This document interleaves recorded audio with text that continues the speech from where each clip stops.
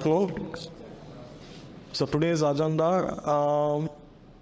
labor department is over. I think my presentation and interaction by the speaker, guest speaker, that's over. Second department, we are revenue department.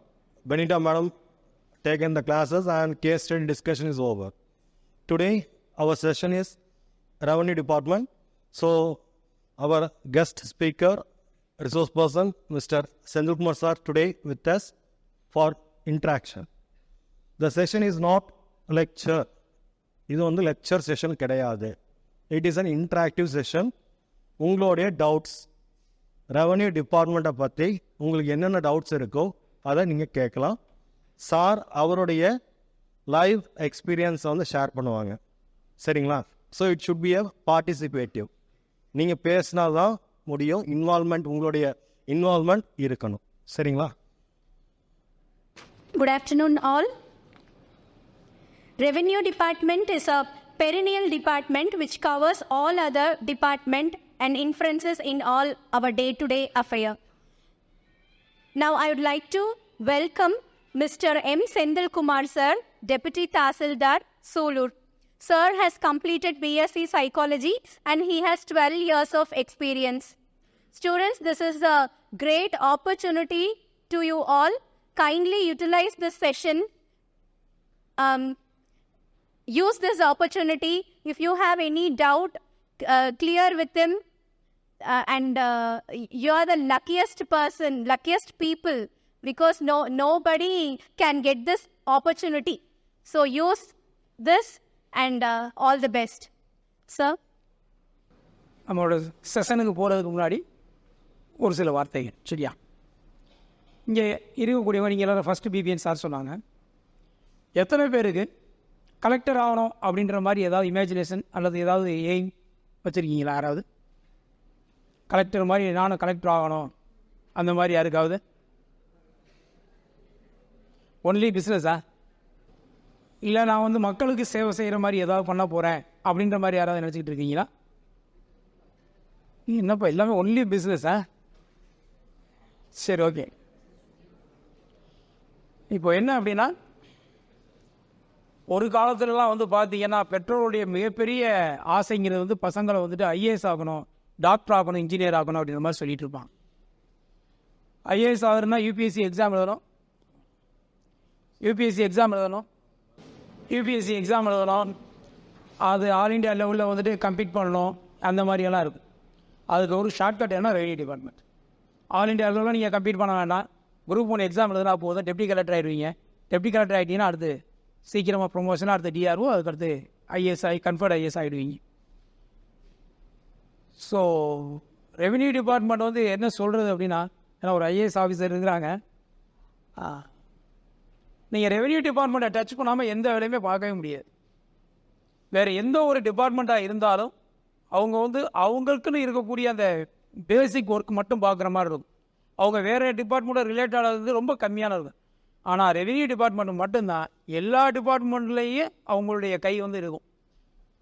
Police department ஆகட்டும், ஏன்னா இப்போது even judicial டிபார்ட்மெண்ட்டே ஆகட்டும். இப்போ வந்து பார்த்தீங்க அப்படின்னா collector sir வந்து என்ன இருக்காங்க அப்படின்னா, அந்த கலெக்டரோட பவர் என்னென்னா, அவங்க வந்துட்டு எக்ஸிக்யூட்டிவ் மேஜிஸ்ட்ரேட். அவங்க தான் அந்த டிஸ்ட்ரிக்டோட நிர்வாக நடுவர். அது வந்து அவங்க தான் நம்ம பார்க்கக்கூடிய கோர்ட்லாம் சொல்கிறோம் இல்லையா, அவங்க வந்து ஜுடிஷியலாக வந்து பார்த்துக்குறாங்க. ஆனால் அந்த ஒரு டிஸ்ட்ரிக்டோட எக்ஸிக்யூட்டிவ் மேஜிஸ்ட்ரேட், ஏன்னா நம்ம ஊரில் வந்து கலெக்டர் சொல்கிறோம், மேக்ஸிமம் நார்த் இந்தியாவில் பார்த்தீங்கன்னா அவங்கள டிஎம் தான் சொல்லுவாங்க, டிஸ்ட்ரிக்ட் மேஜிஸ்ட்ரேட் அப்படி தான் சொல்லுவாங்க. அந்த மாதிரி எல்லா டிபார்ட்மெண்ட்டும் வந்து லிங்க் ஆகக்கூடிய ஒரு பேஸாக தான் வந்தது ரெவன்யூ டிபார்ட்மெண்ட். உங்களுடைய எந்த ஒரு பிறந்ததுலேருந்து சாகிற வரைக்கும் எந்த ஒரு விஷயமா இருந்தாலும் நீங்கள் இப்போ இந்த ஸ்டேஜில் இருக்கீங்க இல்லையா, இந்த ஸ்டேஜில் நீங்கள் ரெவன்யூ டிபார்ட்மெண்ட்டோட கிராஸ் பண்ணாமல் ஒருத்தர் கூட இருக்க மாட்டீங்க. இது வந்துட்டு ரெவன்யூ டிபார்ட்மெண்ட்டோட பேசிக். இது ஏற்கனவே மேம் சொல்லிட்டாங்க. நீங்கள் இது போக உங்களுக்கு ஏதாவது டவுட்ஸ் இருந்தால், இல்லை உங்களுக்கு ஏதாவது தெரிஞ்சுக்கணும்னா நீங்கள் கேளுங்க, ஷேர் பண்ணிக்கலாம். தேங்க்யூ. நம்மகிட்ட ஒரு பெரிய பிரச்சனை இதுதான். உள்ளுக்குள்ளே நிறைய டவுட் இருக்கும், ஆனால் கேட்குறதுக்கு யாராவது ஆரம்பிச்சு வைக்கணும், இல்லைனா ஒரு கூச்சமாக இருக்கும். தயவு செஞ்சு அதை விட்டு வெளியில் வாங்க. ஏன் அப்படின்னா நானும் ஆக்சுவலாக பேசிக்காக வில்லேஜ்லேருந்து தான் வந்தேன். வில்லேஜ் பசங்களுக்கும் மற்ற பசங்களுக்கும் உள்ள வித்தியாசம் என்ன அப்படின்னா, வில்லேஜ் பசங்க வந்து இந்த கூச்ச சுபாவத்தில் எதுவுமே கேட்குறதே கிடையாது. இந்த கேம்பஸ் இன்டர்வியூலாம் வந்துன்னு வச்சுக்கோங்களேன், நம்ம இப்படியே உட்காந்துருந்தோன்னா அவ்வளோதான், இன்டர்வியூ முடிஞ்சு போயிடும், நம்ம மட்டும் உட்காந்துட்டே இருக்கும். ஸோ கேம்பஸ் இன்டர்வியூக்கு சக்ஸஸ் ஆகிறவங்களுக்கு மேக்ஸிமம் அவங்களுடைய அகாடமிக் ரிசல்ட்டு கிடையாது, உங்களுடைய ப்ரெசன்டேஷன், நீங்கள் அவங்ககிட்ட எப்படி இன்ட்ராக்ட் பண்ணுறீங்க அப்படிங்கிறதான் வந்து உங்களை கேம்பஸ் இன்டர்வியூவில் உங்களை தூக்கிட்டு போகும். நம்முடைய இந்த கூச்ச சுபாவத்தை வச்சுட்டு இருந்தோம்னு வச்சுக்கோங்களேன், கேம்பஸ் இன்டர்வியூ நம்ம வந்துட்டு நீங்கள் 98% வச்சுருந்தா கூட நீங்கள் இன்ட்ராக்ட் பண்ணலை அப்படின்னா கேம்பஸ் இன்டர்வியூ வந்து நமக்கு ரொம்ப கஷ்டமாயிடும். அதனால தயவு செஞ்சு இந்த பழக்கத்தை விட்டுருங்க. சும்மா என்ன வேணால் கேளுங்க, எனக்கு தெரிஞ்சால் சொல்ல போகிறேன், தெரியலாம் கேட்டு சொல்கிறேன், அவ்வளோதான். மந்த்லி சேலரி எவ்வளோங்க சார் கலெக்டருக்கு? இல்லை ஆக்சுவலாக எனக்கு கலெக்டர் சாரோட மந்த்லி சேலரி எனக்கு தெரியாது. ஓகே, என்னோட சேலரி தான் எனக்கு தெரியும். Okay sir. அவங்களுடைய அந்த சீனியாரிட்டி எவ்வளோ வருஷம் சர்வீஸில் இருந்திருக்காங்களோ, it maybe between 1 to 2 lakhs டிபெண்டிங்கும் சரி வேரியேஷன் இருக்கும். ரொம்ப வருஷம் சர்வீஸில் இருந்தவங்க, இப்போ இவர் சொன்னார் இல்லை டிஆர்ஓ ஆகிட்டு ப்ரொமோஷன் ஆகிருந்திருக்கு, நிறைய வருஷம் சர்வீஸ் இருக்கும் உங்களுக்கு. ஸோ லெவல் ஆஃப் பேன் இருக்குது. So it will every year increment ஒன்று வரும், எல்லா கவர்மெண்ட் சர்வீஸுக்கும் வரும். எல்லா கவர்மெண்ட் ஸ்டாஃபுக்கும் ஒவ்வொரு வருஷமும் இன்க்ரிமெண்ட் கிடைக்கும். அது என்ன அப்படின்னா, உங்களுடைய பேசிக்கில் 3%, சரியா? உங்களுடைய பேசிக்கில் 3%, பேசிக் தான் பேசிக் பே, அது வந்து அவங்களுக்கு வந்து இன்க்ரிமெண்ட் இருக்கும். ஸோ இப்போ நீங்கள் கலெக்டர் அப்படின்னா அவங்க வந்து ஐஏஎஸ்னால் வெறும் கலெக்டர் மட்டும்தான் கிடையாது, அவங்களுக்கு நிறைய வேலை இருக்குது. நான் இப்போ சொன்னேன் இல்லையா, இப்போது ஈவன் நீங்கள் ஒரு தாசில்தார் எடுத்துக்கிட்டாலும், ஒரு டெப்டி தாசில்தார் எடுத்துக்கிட்டாலும், இல்லை ஒரு டெப்டி கலெக்டர் எடுத்துக்கிட்டாலும், டிஆர்ஓ கலெக்டர் எல்லாருமே வந்துட்டு வேறு வேறு ரோல் பண்ணுவாங்க. இப்போ உங்கள் இதில் வந்து பார்த்தீங்கன்னா, இப்போ நம்ம ஸ்கூலில் வந்து பார்த்துட்டிங்கன்னா டீச்சர், ஃபிசிக்ஸ் டீச்சர் இருப்பாங்க, கெமிஸ்ட்ரி டீச்சர் இருப்பாங்க, அந்த மாதிரி இருக்காங்க இல்லையா, அது மாதிரி. ஆனால் அவங்க ஒரு டீச்சர் தான். இங்கே வந்து டீச்சர் வந்து அவங்க சப்ஜெக்ட் மட்டும் ஸ்பெஷலைஸ் சப்ஜெக்ட் மட்டும் எடுப்பாங்க. இங்கே இருக்கக்கூடிய கலெக்டர் வந்துட்டு டிஸ்ட்ரிக்ட் கலெக்டராக மட்டும் இருக்க மாட்டார், அவங்க வேறு வேறு டிபார்ட்மெண்ட்டுக்கெல்லாம் வந்துட்டு ஹெட்டாக இருப்பாங்க. அதுக்கப்புறம் அவங்க ப்ரொமோஷனில் செக்ரட்டரியேட்டுக்கு போயிடுவாங்க. அங்கே போயிட்டு அதுக்கப்புறம் அவங்க சீஃப் செக்ரட்டரி, இந்த பர்சனல் செக்ரட்டரி, இந்த மாதிரி நிறையா அதுக்கடுத்தெல்லாம் போய்க்கிடுவாங்க அவங்க. ஸோ ஐஏஎஸ்ங்கிறது வந்துட்டு கலெக்டராக இருக்கிறவங்க ஐஏஎஸ் இருப்பாங்க. ஐஏஎஸ்ங்கிறது கலெக்டர் மட்டும்தான் வேலை பார்ப்பாங்க அப்படிலாம் கிடையாது.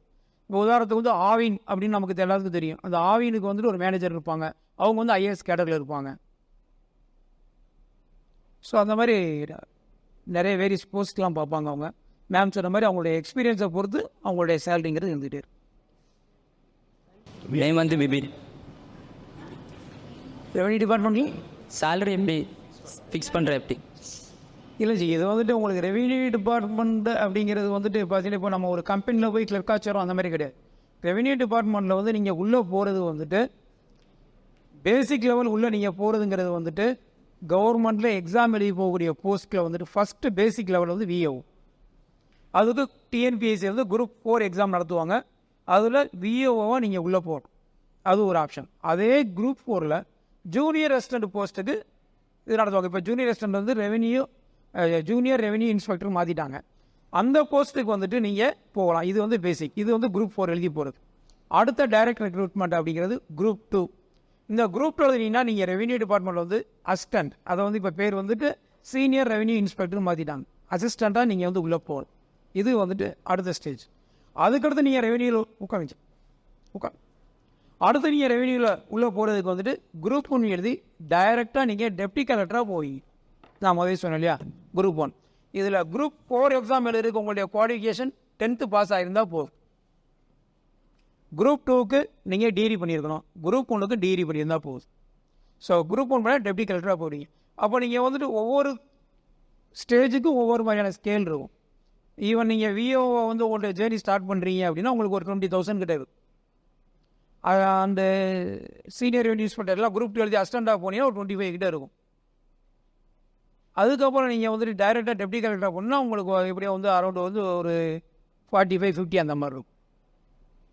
இந்த யார் ரொம்ப சீரியஸாக இருக்கீங்களோ எக்ஸாம் எழுதணும்னு, before you write the higher exams, இவர் சொன்னார் இந்த 10th பாஸ் ஆனால you can write VO exam. ப்ராக்டிஸ்க்கு எழுத ஆரம்பிங்க எக்ஸாம்ஸ். ப்ராக்டிஸ் வருவாங்க எப்படியே ஃபாஸ்ட்டாக எழுதுறது, அந்த டைம் லிமிட் உள்ளே எழுதுறது, அந்த ப்ராக்டிஸ் உங்களுக்கு வரும். So you can just go and attempt exams. இப்போ நான் நிறைய சேலரிக்கு முன்னாடி நான் நிறைய பேங்க் எக்ஸாம் எழுதினேன். Then insurance company GIC LIC exams எல்லாம் இருக்குது, அதெல்லாம் எழுதினேன். NABARD exam. So all exams are similar. Toughest is civil service exam. But இதெல்லாம் சேம் டைப் ஆஃப் இது அதே ஸ்பீடில் எழுதணும். You have to write within time limit, fast thinking இருக்குது. So I wrote those exams for practice. So நீங்கள் even now you qualify to write group 4 சொல்கிறீங்கல்ல, அது group 4 exams. So நீங்கள் ப்ராக்டிஸ்க்கு எழுத ஆரம்பிக்கலாம். You can start writing. So உங்களுக்கு ஒரு speed வரும். How to think quickly and right, அது ஒரு ப்ராக்டிஸ் வரும். So you can start doing that. ஆக்சுவலாக நான் இங்கே வரதுக்கு முன்னாடி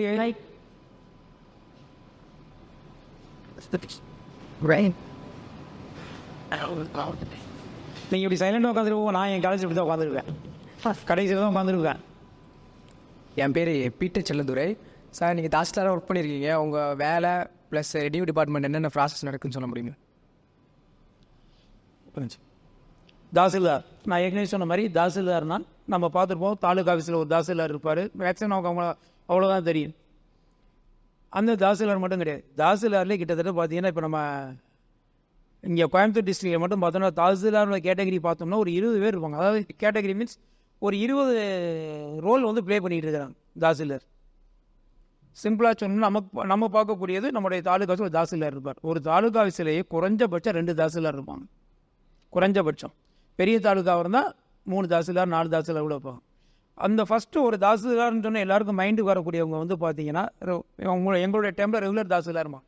அவங்க வந்து என்ன அப்படின்னா அந்த தாலுக்கோட எக்ஸிக்யூட்டிவ் மேஜிஸ்ட்ரேட், அந்த தாலுக் லெவல் மேஜிஸ்ட்ரேட் அவங்க ஃபஸ்ட்டு திங்.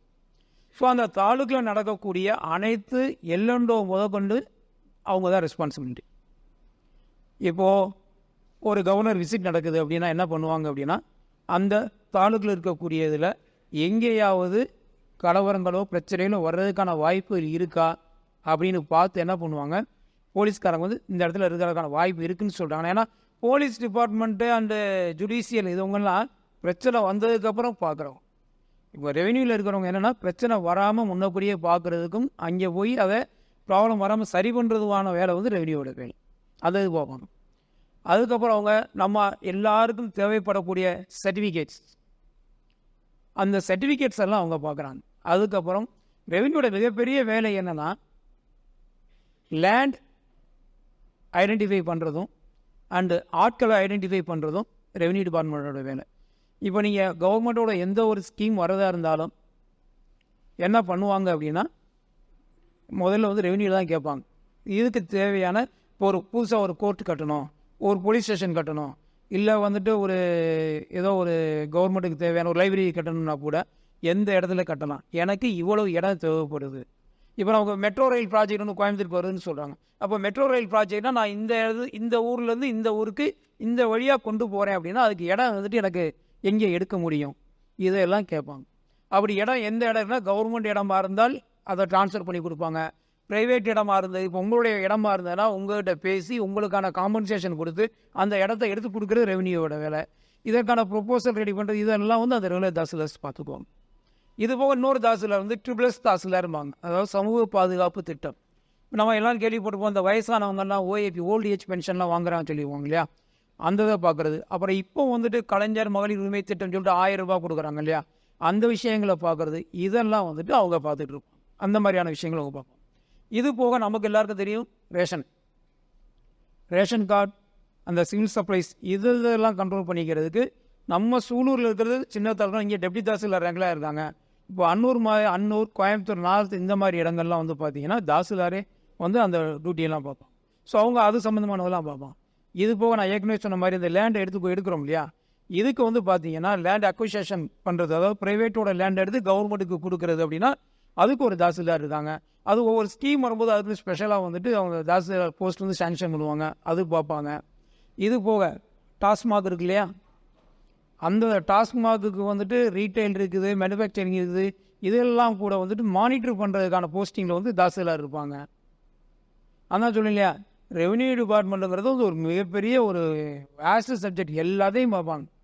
ஈவன் நீங்கள் அந்த டாஸ்மாகில் வந்து பார்த்தீங்கன்னா டெப்டி கலெக்டர் ரேங்க்லாம் இருப்பாங்க, அவங்க அதெல்லாம் பார்த்துக்கிடுவாங்க.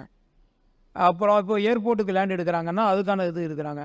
அண்டு நமக்கு வந்துட்டு விஐபிஸ், நம்ம மற்ற டிஸ்ட்ரிக்டை விட சென்னை, கோயம்புத்தூர் மாதிரியான டிஸ்ட்ரிக்ட் வந்து விஐபிஸ் அதிகமாக வருவாங்க. அப்போ அந்த விஐபிஸை வந்து ரிசீவ் பண்ணுறதுக்கு வந்து பார்த்தீங்கன்னா என்னோட ஓன் டிஸ்ட்ரிக்ட்லாம் அப்படி ஒரு செக்ஷன் இருக்குது. அங்கே டெப்டி தாசில்தார் மட்டும் தான். இங்கே வந்து பார்த்தீங்கன்னா 2 தாசில்தார் இருக்காங்க. ஏன்னா இங்கே நமக்கு வந்து விஐபிஸ் அதிகமாக வருவாங்க. ஸோ அது ரிசப்ஷன் சொல்லுவாங்க. ரிசப்ஷனுக்கு 2 தாசில்தார் இருக்கிறாங்க. இது புரோட்டோகால் தாசில்தார். இது போக வந்துட்டு கலெக்டர் ஆஃபீஸில் வந்து ஒர்க் பண்ணக்கூடியவங்க எல்லாம் இருக்காங்க இல்லையா, அவங்களுடைய சம்பளத்தை பார்த்துட்டு அங்கே தாசில்தார் இருப்பாங்க. அக்கௌண்ட் செக்ஷனில் இந்த மாதிரி வேரியஸ் தாசில்தார்ஸ் வந்துட்டு இருக்கிறாங்க. அவங்க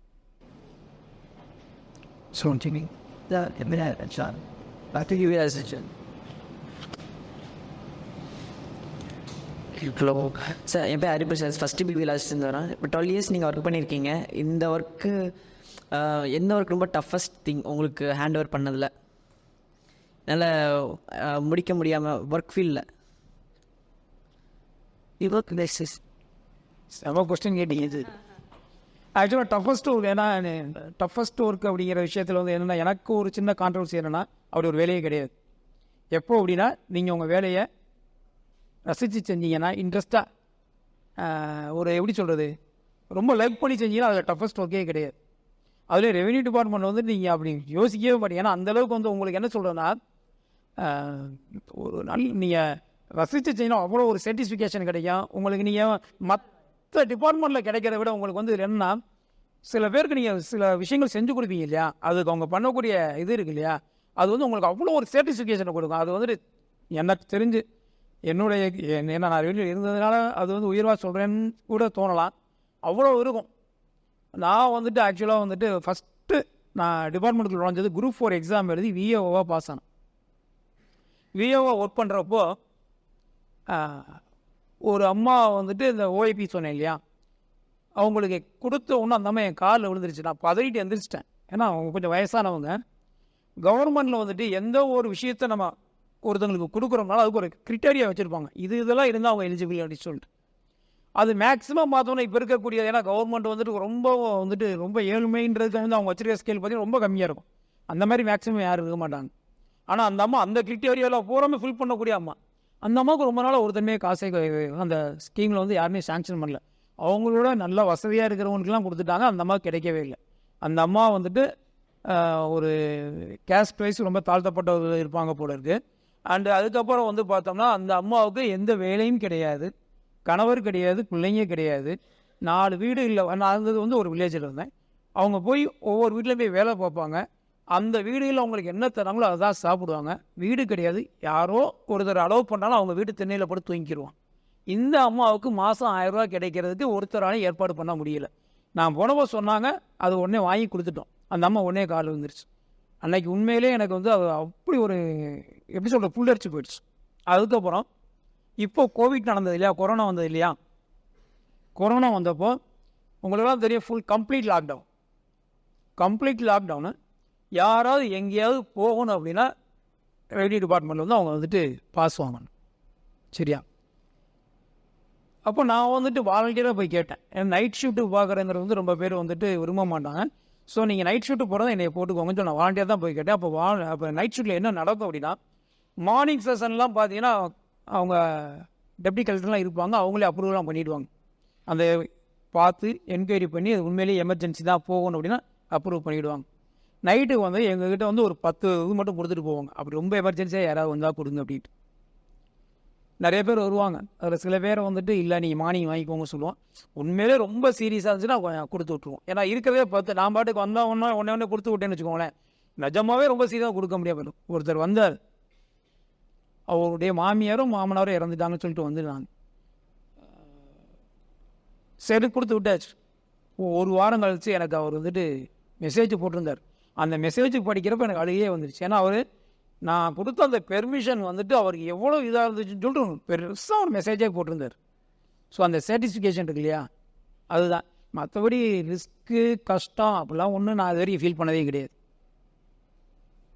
என்ன ஒன்று கொஞ்சம் சமயத்தில் வந்து இருந்தால் கொஞ்சம் நம்ம வீட்டுக்கு வர்றது, வீட்டில் டைம் ஸ்பெண்ட் பண்ணுறது, லீவு, அந்த மாதிரி விஷயங்கள் வந்து நமக்கு கொஞ்சம் நம்ம ஒரு பிளான் பண்ணி வச்சுருப்போம். அது நேரம் கிடைக்காது. திடீர்னு வந்துட்டு இது பண்ணி வச்சு இதாகிடும். அது மாதிரியான கஷ்டங்கள் மட்டும்தான் இருக்க முடியும். அது கஷ்டமாக இருக்காது விஜய், அது கொஞ்சம் நல்லா. நீங்கள் எந்த வேலையும் இல்லை, நீங்கள் எந்த வேலையை பார்த்தாலும் சரி, நீங்கள் விருப்பப்பட்டு பண்ணி அது உங்களுக்கு கஷ்டமாகவே தெரியாது.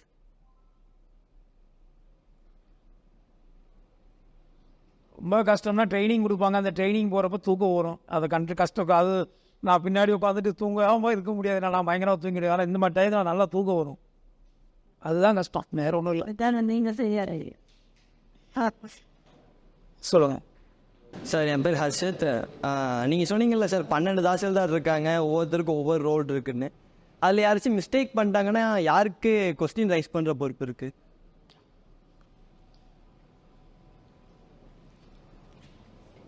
தாசில்தாஸ். சரியா, மிஸ்டேக் அப்படின்றக்காண்டி சொல்கிறேன், மிஸ்டேக் ஆல்வேஸ் ஹேப்பன்ஸ். தப்புங்கிறது நடக்க தான் செய்யும். அது ஏன்னா எல்லாருமே நம்ம என்ன சொல்கிறது, நம்ம வந்து ப்ரோக்ராம் பண்ணி வச்ச மனுஷங்க கிடையாது. நம்ம எப்போயுமே நம்ம வந்துட்டு ஒவ்வொரு மூடுக்கு தகுந்த மாதிரியான நம்ம சில விஷயங்கள் பண்ணிகிட்டே இருப்போம். ஏதோ ஒரு ஒர்க் ப்ரெஷர் இருக்கும், அப்போ நம்ம ஒன்று செய்யணும்னு வச்சுருப்போம், செய்யாமல் விட்டுருப்போம், அது ஏதாவது ஒன்று இதாகிடும். அந்த மாதிரிலாம் வந்துட்டு கேர்லெஸ்ஸில் அல்லது நம்ம வேறு ஒரு ஒர்க்கில் இருந்திருப்போம், கான்சன்ட்ரேட் இந்த மாதிரி நடக்குது. ஸோ மிஸ்டேக்ஸ் அப்படி நடந்துருச்சு அப்படின்னா அவங்களுடைய ஹையர் அத்தாரிட்டி அல்லது அப்பாயிண்டிங் அத்தாரிட்டி, இங்கே வந்து நம்ம தாசில்தார்னு நீங்கள் கேட்டதுனால தாசில்தார் மிஸ்டேக் பண்ணால் அவங்க மேலே நடவடிக்கை எடுக்கிற ரைட்ஸ் வந்து கலெக்டர். இப்போ அது வந்து என்னன்னா ஒவ்வொரு கேடருக்கும் அந்த மாதிரி இருக்கும். இப்போது பிஓஓ அல்லது ஜூனியர் ரெசிடென்ட் சொன்னேன் இல்லையா, அவங்க மிஸ்டேக் பண்ணாங்கன்னா அவங்களுடைய அப்பாயிண்டிங் அத்தாரிட்டி அப்படின்னா ஆர்டிஓ, அவங்க வந்துட்டு அவங்க மேலே வந்துட்டு சார்ஜஸ் ஃப்ரேம் பண்ணுறது, எக்ஸ்ப்ளனேஷன் கேட்குறது பார்ப்போம். அண்டு அசிஸ்டன்ஸ் அவங்க அப்படின்னா டிஆர்ஓ. ரெவென்யூவில் வந்துட்டு அசிஸ்டண்டாக இருக்கிறவங்க ஏதாவது தப்பு பண்ணாங்கன்னா அவங்கள வந்து சார்ஜஸ் பண்ணுறது, என்ன என்கொயரி பண்ணுறது வந்து டிஆர்ஓ. டிஆர்ஓனா district revenue officer. Deputy tahsildar இவங்கெல்லாம் பண்ணாங்கன்னா அவங்கள பண்ணுறது கலெக்டர். டெப்டி கலெக்டர்னா அது கவர்மெண்ட்டுக்கு போயிடும். இதுதான் அவங்களுடைய. வணக்கம் சார். வணக்கம். என் பேர் கவியரசன். வணக்கம் சார், என் பேர் கவியரசன். பிரச்சனைனா மட்டும்தான் தாசில்தாரை வந்து பார்க்கணுமா, இல்லை யார் வேணாலும் வந்து பார்க்கணும்? இது ஆக்சுவலாக நான் எனக்கு சரியாக நான் புரிஞ்சுக்கிட்டேனான்னு தெரியல. பிரச்சனைனா தான் தாசில்தாரை பார்க்கணுமா அப்படின்னு, இல்லைன்னா வந்து பார்க்கலாமாண்ணா? நீங்கள் எல்லாம் வந்து பார்க்கலாம், அதனால என்ன இருக்குது நமக்கு பிரச்சனை? கடவுளே நம்ம பிரச்சனை மட்டும்தான் போய் எல்லாம் பார்க்குறது கிடையாது. இப்போல்லாம் தாசில்தார் நீங்கள் எப்போ வேணால் போய் பார்க்கலாம். நம்ம இப்போ நீங்கள் வந்து என்னை பார்க்க வரீங்கன்னா ஏதோ ஒரு பர்பஸ் இருக்கும் இல்லையா உங்களுக்கு? ஏதோ ஒரு விஷயம் தெரிஞ்சுக்கிறது பிரச்சனை இல்லை, ஏதோ ஒரு விஷயம் நீங்கள் தெரிஞ்சுக்கிறதுனா கூட வந்து நீங்கள் வந்து தாசில்தாரை பார்க்கலாம். பார்க்க முடியாது அந்த அளவுக்கெல்லாம் இப்போ எனக்கு தெரிஞ்சு இங்கே இருக்கிற தாசில்தார்ஸுக்கு வந்து அந்த மாதிரிலாம் கிடையாது.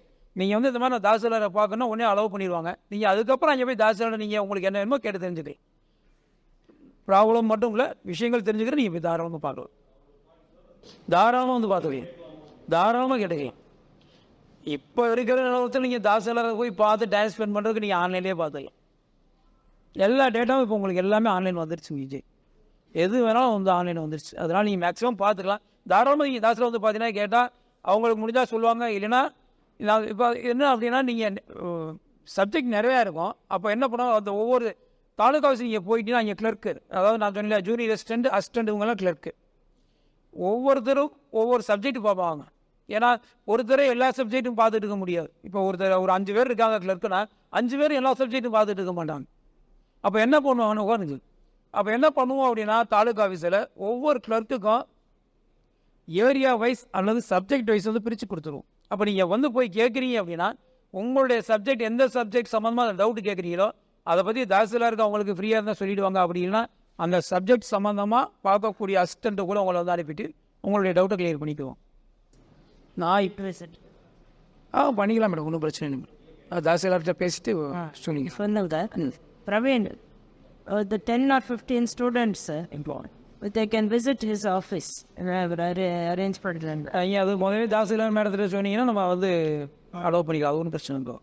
Just as they are going to labor office, they மாதிரி இவங்க ஆஃபீஸ் போ எல்லாரையும் என்டையர் குரூப் வேணால் ஒரு ஸ்மால் குரூப் சார் பேட்சஸில் இருந்துருவாங்க, வேறு டிபார்ட்மெண்ட்டும் வேறு dates. So keep in touch with hem. யார் ப்ரெஷர்ஸ் கேட்குறாங்களோ அவங்கெல்லாம் போகணும். ஐயோ அவங்க யாரும் கேட்க மாட்டாங்க. இல்லை நீங்கள் யாரெல்லாம் கொஸ்டின் கேட்குறீங்களோ அவங்களுக்கெல்லாம் வந்துட்டு தாலுக்கா ஆஃபீஸை டைரெக்டாக போய் பார்க்கலாம். அந்த மாதிரி ஒரு ஆப்பர்ச்சுனிட்டி கொடுக்கலான்னு மேடம் சொல்லிட்டு இருக்கிறாங்க. ரிஜிஸ்ட்ரேஷன் பண்ணுறாங்க சார், மக்கள் ரொம்ப கஷ்டமாக நினைக்கிறாங்க. நீங்கள் எப்படி சார் நினைக்கிறீங்க? லேண்ட் ரெஜிஸ்ட்ரேஷனில் மக்கள் ரொம்ப கஷ்டமாக நினைக்கிறாங்கன்னா எது சம்மந்தமாக கஷ்டமாக நினைக்கிறாங்க? பட்டா ரிஜிஸ்ட்ரேஷன் பண்ணுறது சார். ஓகே, அதாவது இப்போ சார் சொன்னதில் வந்துட்டு லேண்ட் ரெஜிஸ்ட்ரேஷனுங்கிறது வந்துட்டு அது ரெஜிஸ்ட்ரேஷன் வேறு ஒரு டிபார்ட்மெண்ட். ஆனால் அவங்க சொன்னதில் ஒரு வார்த்தை பட்டாங்கிறது என்ன அப்படின்னா, ஓகே இப்போ இங்கே யாருக்காவது சொந்தமான இடம் இருக்குதா? யாருக்குமே இடம் இல்லையா? உங்கள் அப்பாவுக்கு, உங்களுக்கு இருக்காது, உங்கள் அப்பாவுக்கு. அதுக்கு ஓனர் யார்? உங்கள் அப்பாவா? கிடையாது. நம்ம இந்தியாவில் இருக்கக்கூடிய எந்த ஒரு லேண்டுக்கும் ஓனர் யாருமே கிடையாது. ஓனர் வந்து கவர்மெண்ட்டு தான் ஓனர். நாமெல்லாம் உரிமையாளர்கள் கிடையாது.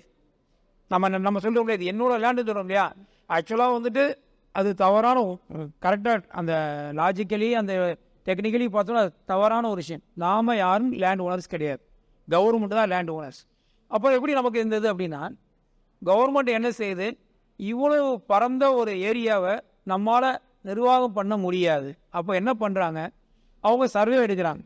இந்த சர்வேங்கிறது ஒரு மிகப்பெரிய விஷயம். அது சர்வே எடுக்கும்போது என்ன பண்ணுறாங்க, அந்த இடத்துல யார் அனுபவிச்சுக்கிட்டு இருக்காங்களோ அவங்களே தொடர்ந்து அனுபவிச்சுக்கிறது அனுமதி கொடுக்குறாங்க. நீங்கள் சொன்ன பட்டாங்கிறது அதுதான், சரியா? அப்போது நீங்கள் வந்து இப்போ நம்ம ஓனர்னு சொல்கிறோம் இல்லையா, அது நம்ம காலப்போக்கில் அந்த மாதிரி வந்துருச்சு. ஆக்சுவலாக வந்து ஓனர் வந்து கவர்மெண்ட் தான். கவர்மெண்ட் வந்து உங்களுக்கு அந்த பர்டிகுலர் பீஸ் ஆஃப் லேண்டை வந்துட்டு என்ஜாய் பண்ணிக்கிறதுக்கான பெர்மிஷன் வந்து உங்களுக்கு கொடுத்துருது, அதுதான் பட்டா. அப்போது நம்ம வந்துட்டு பேப்பர்லாம் பார்த்துருப்போம், இந்த மாதிரி இந்த ஸ்கீமுக்காண்டி லேண்டை வந்துட்டு கையகப்படுத்துகிறாங்க, அக்வயர் பண்ணுறாங்க, அது தப்பு, போராட்டம்லாம் நடந்தது. ஆக்சுவலாக போராட்டம்னா நம்முடைய இதுக்காக நம்ம நடத்துகிறோம். கவர்மெண்ட்டோட இடத்த கவர்மெண்ட் எப்போ வேணால் எடுத்துக்கலாம், அதை நம்ம முடியாதுன்னு சொல்லவே முடியாது. ஆனால் நம்ம போராடுறது என்னென்னா, நம்முடைய காம்பன்சேஷன் கூடுதல் வாங்கிக்கலாம், அல்லது வேறு ஏதாவது மாற்று ஏற்பாடு பண்ண முடியுமா, இந்த மாதிரியான விஷயங்கள் தான் நம்ம போராடுறோம். இந்த பட்டா வாங்குறதுக்கு ரொம்ப கஷ்டமே கிடையாது. முன்னாடி எல்லாமே வந்து பார்த்தோம்னா ஒரு காலத்தில் வந்துட்டு எதுவுமே ஆன்லைன் கிடையாது. சர்டிஃபிகேட் வாங்குறது நோக்கொண்டு கஷ்டம். நான் வந்துட்டு என்னுடைய டிஎன்பிசி எக்ஸாம் எழுதிட்டு சர்டிஃபிகேட் வெரிஃபிகேஷனுக்கு போகும்போது என்னுடைய ஒரு சர்டிஃபிகேட் மிஸ் ஆகிடுச்சு, 10th மார்க் ஷீட் மிஸ் ஆகிடுச்சு அப்படின்றதுக்காக வந்துட்டு, ஏன்னா இப்போ சர்டிஃபிகேட் மிஸ் ஆகிடுச்சு அப்படின்னா நீங்கள் வந்துட்டு போலீஸில் கம்ப்ளைண்ட் பண்ணணும். போலீஸில் கம்ப்ளைண்ட் பண்ணிவிட்டு அதுக்கப்புறம் வந்துட்டு தாசிலாட் ஒரு சர்டிஃபிகேட் வாங்கி அதை வச்சு தான் நீங்கள் வந்து டூப்ளிகேட் சர்டிஃபிகேட் அப்ளை பண்ண முடியும். முன்னாடி வந்து நீங்கள் போலீஸ் ஸ்டேஷனில் போய் கம்ப்ளைண்ட் பண்ணி, இப்போ வந்து அப்படி கிடையாது. ஆன்லைனில் பண்ணணும், ஆன்லைன்லேயே ஒரு இது வந்துடும் உங்களுக்கு, இந்த சர்டிஃபிகேட் கண்டுபிடிக்க முடியலன்ற மாதிரி அவங்க ஒரு சர்டிஃபிகேட் கொடுத்துருவாங்க, அதை வச்சு நீங்கள் ஏதாவது கழிச்சு போயிடலாம். அப்போது முன்னாடி வந்து பார்த்தீங்கன்னா எல்லாமே மேனுவல் தான். நீங்கள் வந்து ஒவ்வொரு தடவையும் உங்களுடைய என்ன ஏது ஸ்டேட்டஸ் கூட தெரியாது, நீங்கள் போய் அழைச்சிக்கிட்டே இருக்கணும். இப்போ எல்லாமே ஆன்லைன் வந்துருச்சு, பட்டா மாறுதலுமே ஆன்லைன் வந்துருச்சு. நீங்கள் ஆன்லைனில் அப்ளை பண்ணிடணும். இதில் பிரச்சனை என்ன அப்படின்னா, நம்ம ஆன்லைனில் அப்ளை பண்ணுறது எதுவுமே கரெக்டாக அப்ளை பண்ணணும், சரிங்களா?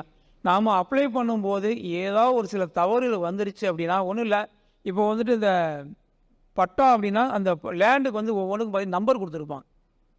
எந்த ஒரு வில்லேஜாக இருந்தாலும் அந்த லேண்டை வந்துட்டு என்ன பீஸ் ஆஃப் லேண்ட் ஒவ்வொன்றுக்கும் நம்பர் கொடுத்துருவாங்க, 1லேருந்து கொடுத்துருப்பாங்க. ஒரு லேண்டுனா அதுக்கு சர்வே, அது வந்து சர்வே நம்பர்பாங்க, அதை வந்து 1ன்னு கொடுத்துருப்பாங்க.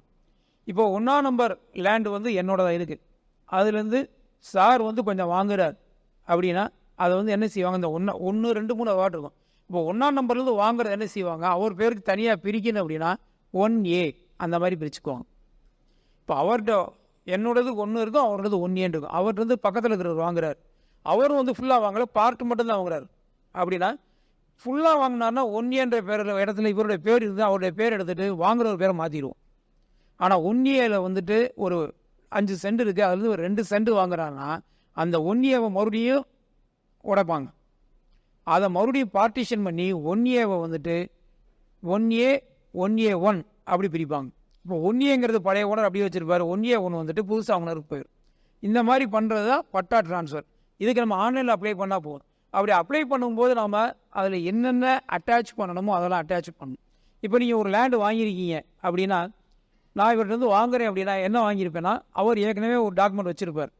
அந்த டாக்குமெண்ட்டில் வந்துட்டு நான் செக் பண்ண, நம்ம லேண்டு வாங்கும்போது நம்ம செக் பண்ண வேண்டிய விஷயங்கள் என்ன, அந்த லேண்டு உண்மையிலே அவருக்கு மட்டும் தானா, ஏன்னா அவர் ஒருத்தர் வாங்கியிருப்பார். அவருக்கு என்ன அப்படின்னா அவர் வந்து 2 விஷயம் இருக்குது. அவர் டைரெக்டாக விற்றுருப்பார், இல்லை அவர் இறந்துருப்பார், அவர் பசங்க பேருக்கு போயிருக்கும். ஒருத்தர் இறந்துட்டாருன்னா அவருக்கு வந்துட்டு 2 பொண்ணுங்க 2 பசங்க இருந்தால் 4 பேருமே ஓடாது. ஆனால் அவங்க ஃபேமிலி ப்ராப்ளத்தை என்ன பண்ணியிருப்பாங்கன்னா, அந்த ஹையர் சர்டிஃபிகேட் வாரிசு சர்டிஃபிகேட் வாங்கும்போது ஏதாவது ஒரு குழந்தையோட சண்டையாக இருக்கும், பையனோடையோ பொண்ணோடையோ. அப்போ அவங்க பேரை விட்டுட்டு 3 பேர் மட்டும் வாங்கியிருப்பாங்க. உடனே அந்த 3 பேர் மட்டும் எனக்கு விற்றுருந்தாங்கன்னா நான் செல்லாது. என்ன பிரச்சனைன்னா, அந்த 4வது நபர் போய் கோர்ட்டில் கேஸ் போட்டாருன்னா போச்சு எனக்கு. அப்போ அதெல்லாம் நான் செக் பண்ணி வாங்கணும். அந்த மாதிரியான விஷயங்கள் எல்லாம் நம்ம கரெக்டாக இருக்கான்னு பார்த்து அந்த டாக்குமெண்ட்டை அப்லோட் பண்ணணும். அந்த நீங்கள் அப்லோட் பண்ண டாக்குமெண்ட்ஸை விஓஸ் வந்து என்ன, வில்லேஜாக இருந்தால் விஓஸ் ஃபஸ்ட்டு விஓ தான் பார்ப்பாங்க. அந்த டாக்குமெண்ட்டு, அந்த இடம் உங்களுடைய என்ஜாய்மெண்ட்டில் இருக்குதா, அல்லது உங்கள்கிட்ட நீங்கள் யார்கிட்ட வாங்குறீங்களோ அவங்கள்ட்ட என்ஜாய்மெண்ட்டில் இருக்குதா. ஏன்னா சில பேர் என்ன அப்படின்னா, டாக்குமெண்ட் வந்து சப்மிட் பண்ணிடுவாங்க. அங்கே போய் பார்த்தா என் பேரில் டாக்குமெண்ட் இருக்கும், ஆனால் என்ஜாய்மெண்ட் பண்ணிக்கிட்டு வேற ஒருத்தன் பண்ணிகிட்டு இருப்பான். உண்மையிலேயே அவன் ஓனராக இருப்பான். நான் சும்மா ஒரு ஃபோர்ஜரி டாக்குமெண்ட் கூட ரெடி பண்ணியிருப்பேன். இதை வந்து அவங்க செக் பண்ணிவிட்டு என்ன பண்ணுவாங்க அப்படின்னா, கரெக்டாக இருந்ததுன்னா அடுத்த லெவலுக்கு பாஸ் பண்ணுவாங்க. வில்லேஜாக இருந்தால் விஏஓ, அர்பன் டவுனாக இருந்ததுன்னா சர்வே டிபார்ட்மெண்ட்டில் அந்த மாதிரி பண்ணுவாங்க. இதில் ஆக்சுவலாக ரொம்ப கஷ்டம்லாம் கிடையாது. நம்ம கரெக்டான டாக்குமெண்ட் அப்லோட் பண்ணியிருக்கணும், விஷயங்கள் கரெக்டாக இருந்துச்சுன்னா ஆட்டோமேட்டிக்காக இப்போல்லாம் வந்து பாஸ் ஆகிடுது. ஆனால் நம்ம பல இடங்களில் பல பேப்பர்களில் பார்க்கக்கூடிய செய்தினா, பட்டா மாதலுக்காக லஞ்சம் வாங்கிய விஏஓ, பட்டா மாதலுக்காண்டி லஞ்சம் வாங்கிய இந்த மாதிரி சொல்லி நம்ம நிறைய மெசேஜஸ் பார்ப்போம். என்ன சொல்கிறது, எல்லா டிபார்ட்மெண்ட்லேயும் சில பேர் இருப்பாங்க. அது மாதிரி 1-2 பேர் கொஞ்சம் இருப்பாங்க. அது தேவையில்லை. நீங்கள் ஆன்லைனில் அப்ளை பண்ணாலே ஆட்டோமேட்டிக்காகவே வந்துட்டு இப்போ வந்து இந்த மாதிரியான பிரச்சனைகள் அதிகமாக வருதுனால நீங்கள் இப்போ போய் ரெஜிஸ்டர் பண்ணுறீங்க அப்படின்னா, ரெஜிஸ்டர் பண்ணாலே ஆட்டோமேட்டிக்காக பட்டா மாடல் வர மாதிரி கவர்மெண்ட் வந்து பண்ணியிருக்கிறான். என் பேர் ஸ்ரீநாத், அபிபி லாஜிஸ்டிக்ஸு. கரெக்டான செலவு, ரெஜிஸ்ட்ரேஷன் செலவு எவ்வளோ சார் ஆகும்? இல்லை, ரெஜிஸ்ட்ரேஷன் செலவு கரெக்டாக எவ்வளோ ஆகும் அப்படின்னா, ஆக்சுவலாக ரெஜிஸ்ட்ரேஷன் டிபார்ட்மெண்ட்டு அது அவங்களுடைய தனி விஷயம். அது எதை வச்சு அவங்க பண்ணுவாங்க அப்படின்னா, நாம் வாங்கக்கூடிய ப்ராப்பர்ட்டியோட வேல்யூ வச்சு தான் அவங்க வந்துட்டு ரெஜிஸ்ட்ரேஷனுக்கு எவ்வளோன்னு சொல்லுவோம். நம்ம வாங்கக்கூடிய ப்ராப்பர்ட்டி வந்து 1 லட்சமாக இருக்கும், 1 கோடியாக இருக்கும். 1 லட்சத்துக்கு ஒரே அமௌண்ட்டு, 1 கோடிக்கு ஒரு அமௌண்ட், அதெல்லாம் கிடையாது. அந்த ப்ராப்பர்ட்டியோடைய வேல்யூவை பொறுத்து தான் அவங்க வாங்குவாங்க. இப்போ நான் லேண்டு மேட்ருங்கிறனால வந்து பார்த்தோம்னா, இப்போ என்னுடைய லேண்டு வந்து நான் வந்து என்னுடைய பையனுக்கு வந்துட்டு கொடுக்குறேன். ஸோ அதை கொடுக்கும்போது என்ன, தான செட்டில்மெண்ட்டுமாங்க. அதாவது நான் என் பையனுக்கு ஃப்ரீயாக கொடுக்குறேன் அப்படின்னா அதுக்கு வந்துட்டு அந்த வேல்யூவில் 7% வந்துட்டு அவங்களுடைய ரெஜிஸ்ட்ரேஷன் ஃபீஸ் அப்படின்னு. அதே இது வந்து நான் வந்து இன்னொருத்தருக்கு விற்கிறேன், அவருக்கு நான் வந்துட்டு சேல் பண்ணுறேன் அப்படின்னா அது வந்துட்டு தானம் கிடையாது, வேற ஒருத்தர் நான் சேல் பண்ணுறதுனால அப்போ அதுக்கு வந்து அந்த ப்ராப்பர்ட்டி வேல்யூ வந்து ஒரு 10%. இந்த மாதிரி அவங்களுடைய செட்டில்மெண்ட் இருக்கு இல்லையா, அதை பேஸ் பண்ணி மாறும் வேல்யூ அண்டு அந்த செட்டில்மெண்ட்டோட என்ன கிளாஸ். இது போக இன்னொரு இது பாகப்பிரிவினையுமாங்க. அதாவது என்னோடய அப்பாவுக்கு வந்துட்டு அந்த சொத்து இருக்கும், அது அவருடைய வாரிசுகள் 4 பேர் இருப்பாங்க. 4 பேர் என்ன செய்வாங்கன்னா ஷேர் பண்ணிக்குவாங்க.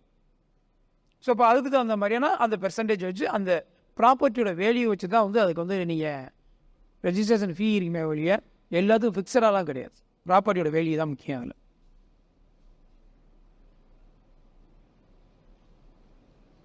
லேண்ட்லேயே கூட பார்த்தோம் அப்படின்னா கிளாஸிஃபிகேஷன் இருக்கும். அவங்களுடைய ரெசிடென்சியல் கிளாஸ் 1, கிளாஸ் 2 சொல்லிட்டு ரெஜிஸ்ட்ரேஷன் டிபார்ட்மெண்ட் வந்து வச்சுருப்பாங்க. அதை பொறுத்து அந்த லேண்டோட வேல்யூ வந்து அவங்க வச்சுருப்பாங்க. கவர்மெண்ட்லேருந்து நீங்கள் கவர்மெண்ட்டோட ரெஜிஸ்ட்ரேஷன் அப்படின்னு சொல்லிட்டு இப்போ தமிழ்நாடு டிஎன் ரெஜிஸ்ட்ரேஷன் போட்டிங்கனாலே ஒரு வெப்சைட் வரும். அதில் போய் பார்த்தீங்கன்னா நீங்கள் உங்களுக்கு தெரிஞ்சுக்கணும்னு இருந்துச்சுன்னா உங்களுடைய வில்லேஜ் நேமு, உங்களுடைய அந்த எஸ்எஃப் நம்பர்னு சொல்கிறோம் இல்லையா, அதை நீங்கள் போட்டி அதோட வேல்யூ பார்க்க முடியும். ரெசிடென்ஸ் ஏரியாவாக இருந்தால் அதனுடைய வேல்யூ வந்து பார்த்தீங்கன்னா ஸ்கொயர் ஃபீட் அல்லது ஸ்கொயர் மீட்டரில் இருக்கும். ஒரு ஸ்கொயர் ஃபீட் இவ்வளோ, ஒரு ஸ்கொயர் மீட்டர் இவ்வளோன்னு சொல்லிட்டு. இல்லை அது வந்து கல்டிவேஷன் பண்ணக்கூடிய அக்ரி லேண்டாக இருந்துச்சுன்னா அதனுடைய வேல்யூ வந்து பார்த்தீங்கன்னா ஒரு ஹெக்டேர் எவ்வளவு அல்லது ஒரு ஏக்கர் எவ்வளவு அந்த மாதிரி போட்டிருக்கும். ஸோ அந்த வேல்யூவே வந்து பார்த்தீங்கன்னா உங்களுடைய லேண்டு டைப்பை பொறுத்து மாறும். அதனால் அந்த ரெஜிஸ்ட்ரேஷன் ஃபீஸுங்கிறது டிபெண்ட்ஸ் அப்பான் த வேல்யூ தான். டிஎன் ரெஜினேட் that you're getting that. See, great at the scene. Swing something sweet. They are the love that of you. Say, இல்லை நீங்கள் கேள்வி கேட்கலாம் பிரச்சனை கிடையாது. நான் பாட்டு ரேண்டமாக யாராவது கை நீங்கள் வந்து கேளுன்னு சொல்லிடுறேன், ஒன்றும் பிரச்சனை இல்லை. சார், ஆக்சுவலி இப்போ சொல்லியிருந்தீங்க இந்த லேண்ட் அப்படின்னு, அந்த லேண்ட் ரிஜிஸ்ட்ரேஷன் அப்போ அந்த சொத்துக்காரங்க இப்போது ஒருத்தவங்க பேரை மிஸ் பண்ணிவிட்டு மறுபடியும் இன்னொருத்தவங்க பேரை வச்சு நம்ம பண்ணுறோன்றீங்களா, அப்போ அவங்க வந்து ப்ராப்ளம் பண்ணுவாங்க சார். அந்த டைமில் தாசில்தார் நீங்கள் என்னங்க சார் பண்ணுவீங்க அவங்களுக்கு? இதுக்கு தாசில்தாருக்கு பவர் கிடையாது. தாசில்தார் என்ன பண்ணுவோம், ஆனால் அந்த ப்ராப்ளம் இருந்துச்சுன்னா அது வந்து அவங்க கோர்ட்டுக்கு தான் போய்க்கணும். தாசில்தார் என்ன பண்ணுவோம் அப்படின்னா அது சம்மந்தமான விஷயங்களை வந்துட்டு என்கொயரி பண்ணுவோம். உண்மையிலேயே இவர் வந்துட்டு அந்த லேண்டுக்கு இவருக்கும் ஷேர் இருக்குதா, ஓகே, ஷேர் வந்து இவருக்கு இருக்குதா. இப்போ ஒரு அப்பா ஒருத்தர் இருக்கிறாரு, அவருக்கு 4 குழந்தைங்க இருக்கிறாங்கன்னா அதில் ஒரு குழந்தைய விட்டுட்டாங்கன்னா உண்மையிலேயே அவங்க வந்து அவரோட குழந்தை தானா, அதை வந்து என்கொயரி பண்ணுவாங்க. என்கொயரி பண்ணி ஆமாம் அது அவங்களுடைய குழந்தை தான் அப்படின்னா அதை வந்து நம்ம ரிப்போர்ட்டாக கொடுத்துருவாங்க. தென் அவர் வந்து கோர்ட்டில் தான் போய் வந்துட்டு அதை ப்ரூவ் பண்ணி வந்துட்டு வாங்கிக்க முடியும். பண்ணிட்டாங்க, பண்ணதுக்கப்புறம் மறுபடியும் அதை வந்து ரீக்ரியேட் பண்ண முடியுமாங்க சார்? கட்டாயமாக நீங்கள் கோர்ட்டுக்கு போயிருவீங்க, கோர்ட்டில் வந்து சொல்லுவாங்க இல்லை நீங்கள் ஏமாற்றி அவங்கள ஏமாற்றிட்டீங்க, அவங்களோட ஷேரை கொடுக்கல, அதனால. ஏன்னா நிறைய கோர்ட்டில் வந்துட்டு நடக்கக்கூடிய மிகப்பெரிய விஷயங்கள் இந்த மேட்டர் தான் நடந்துகிட்டு இருக்கு. சிவில் கோர்ட்டில் பூரா நடக்கக்கூடிய அதிகமான விஷயங்கள் இதுதான் நடந்துகிட்டு இருக்கும். ஒன்று அவங்களுடைய பேரை சேர்க்காம விட்டுருப்பாங்க, இல்லைன்னா எனக்கு லேண்டே இருக்காது, நான் பொய்யா டாக்குமெண்ட் ரெடி பண்ணியிருப்பேன், ரெடி பண்ணி உங்களுக்கு விற்றுருவேன், நீங்கள் அதை கவனிக்காமல் வாங்கியிருப்பீங்க. ஸோ அந்த மாதிரியான கேஸ் தான் நிறையா ஓடிட்டு வரும். அது வந்து கோர்ட்டு சொல்லிடு இல்லை உண்மையிலேயே இவர் இந்த இடத்துக்கு இவர் பாத்தியதை உள்ளே ஒரு ஆள் தான், இவர் தான் அதுக்கு அந்த வாரிசில் வந்து இவரும் ஒருத்தர், அதனால் இவருக்குரிய ஷேர் நீங்கள் கொடுத்து தான் ஆகணும் அப்படின்னு ஜட்ஜ்மெண்ட் வந்துடும். அப்படி வந்துருச்சுன்னா அதை கட்டாயமாக நாளாக தான் பண்ணணும். நீங்கள் அதுக்கு அவருக்குரிய லேண்டாக கொடுக்கலாம், அல்லது அந்த லேண்டுக்குள்ளே காஸ்ட் அவர் ஓகேன்னு வாங்கிக்கலாம், அந்த மாதிரி கொடுக்கலாம். அதே மாதிரி நீங்கள் அந்த ஜட்ஜ்மெண்ட் வந்து ஒவே பண்ணி தான் ஆகும். சப்போஸ் இப்போ ரிஜிஸ்டர் பண்ணுறாங்களே அவங்களுக்கு இந்த விஷயம் தெரியாது இல்லைங்க சார், ஸோ அவங்க மேலே எந்த ஆக்ஷன் எடுக்க முடியாதுல்ல? நம்ம ஒரு இடத்துக்கு போய் வாங்குறோன்னா நம்ம அதை செக் பண்ணி வாங்க வேண்டியது நம்முடைய கடமை. அதோட இழப்பு வந்து நீங்கள் மேக்ஸிமம் டாக்குமெண்ட்ஸ் பார்த்தீங்கன்னா அதில் இருக்கும். இதில் அந்த டாக்குமெண்ட்ஸ் படிச்சிங்கன்னா அந்த டாக்குமெண்ட் படித்தா அந்த டாக்குமெண்ட் இருக்கும். இதில் வந்து எந்த விதமான வில்லங்கங்களும் பிரச்சனைகளும் இல்லை. இனி வருங்காலங்களில் ஏதேனும் வில்லங்கங்களோ பிரச்சனைகளோ கண்டறியப்பட்டால் வித்தார் இல்லையா, இந்த இடத்த வந்து கொடுக்கக்கூடிய நானே முன்னின்று அதை சரி பண்ணி தருவேன் அப்படின்னு டாக்குமெண்ட் போட்டிருப்பான். மீன்ஸ் என்னென்னா நான் உங்களுக்கு விற்றுட்டேன், உங்களை ஏமாற்றி நான் விற்றுட்டேன், அதில் ஏதாவது பிரச்சனை வந்துச்சுன்னா இப்போ ஒருத்தர் வந்து கேட்குறாரு, அவரோட ஷேர் வேணும்னு கேட்குறாரு, கோர்ட்டு தர சொல்லிச்சுன்னா அந்த லேண்டோ அந்த லேண்டுக்கான காஸ்ட்டோ கொடுக்கறது என்னையே சேருன்ற மாதிரி ஒரு டாக்குமெண்டேஷன் போடும்போது உஷாராக போட்டு வச்சுக்குவாங்க. அதை வச்சுட்டு வேணால் நீங்கள் ஏதோ அதெல்லாம் நீங்கள் தான் சொன்னீங்க இல்லை எந்த பிரச்சனையிலையும் சொன்னீங்க, உங்களை நம்பி தான் வாங்கினேன், டாக்குமெண்ட்லேயும் போட்டிருக்கீங்க, அதனால் நீங்களே அதை செட்டில் பண்ணி கொடுங்க அப்படின்னு நம்ம கேட்டுக்கலாம். அவ்வளோதான். இந்த 3 பெஞ்சுக்கு எந்த டவுட்டும் இல்லையா?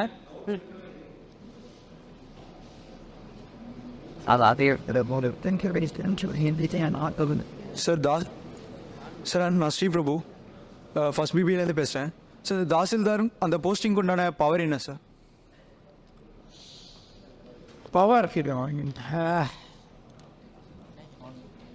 பவர்னு சொன்னால் எப்படி சொல்கிறேன்னு தெரியல எனக்கு.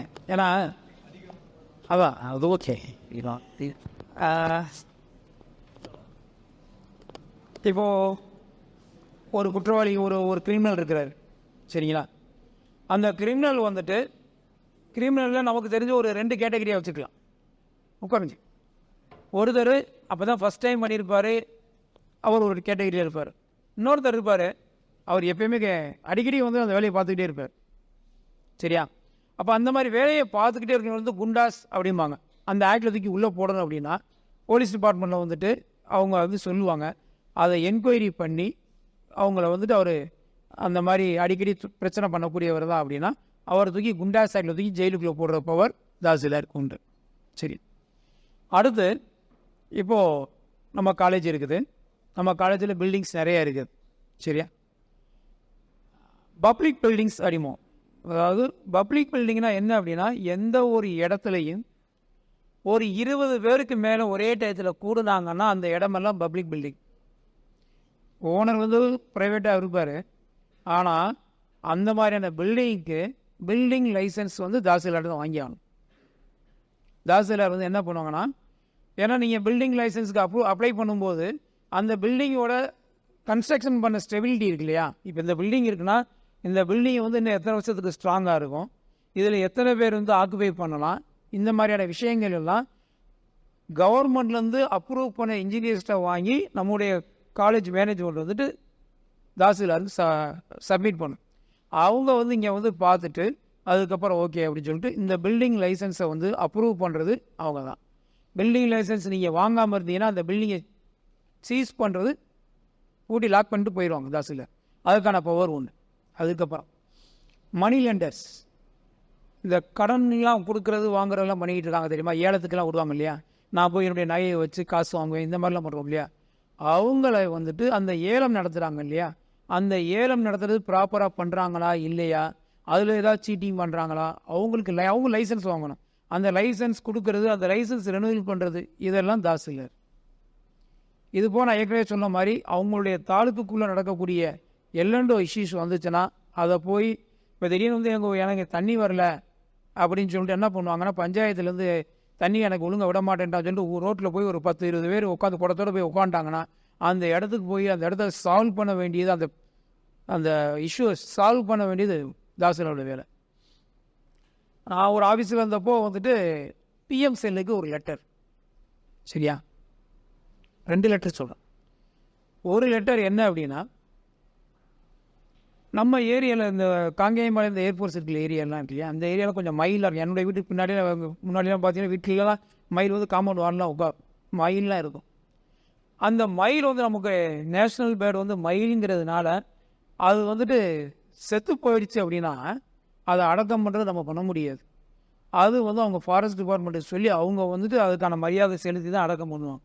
இந்த மாதிரி வந்து அவர் என்ன சொல்கிறாரு, அந்த விவசாயி, எங்கள் ஏரியாவில் மயில் அதிகமாக இருக்குது, அது வந்து என்னுடைய வயலில் இருக்கக்கூடிய அந்த நெல்லெல்லாம் வந்துட்டு சாப்பிடுது, இது எனக்கு பிரச்சனையாக இருக்குது, அது நேஷ்னல் பேர்டுங்கிறனால என்னால் ஒன்றும் பண்ண முடியாது, ஏன்னா வந்துட்டு எனக்கு அந்த பிரச்சனையை சரி பண்ணி கொடுங்கன்னு பிஎம் செல்லுக்கு போட்டார்.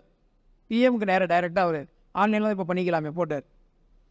என்ன பண்ணுவீங்க நீங்கள், இது அங்கே பிஎம்மில் ஆஃபீஸ் வந்து தாசில்தாருக்கு வருது, இதை நீங்கள் போய் நடவடிக்கை எடுங்க, என்ன பண்ண முடியுது? அப்போ தாசில்தார் போய் அவங்ககிட்ட பேசுகிறாங்க, பேசி அவங்கள வந்து கன்வின்ஸ் பண்ணுறாங்க, அதுக்கு வேறு ஏதாவது வேலி ஏதாவது போட முடியுமா, நீங்கள் எலக்ட்ரிக் வேலி போட்டு அதனால் மயில் செத்து போச்சுன்னா பிரச்சனை.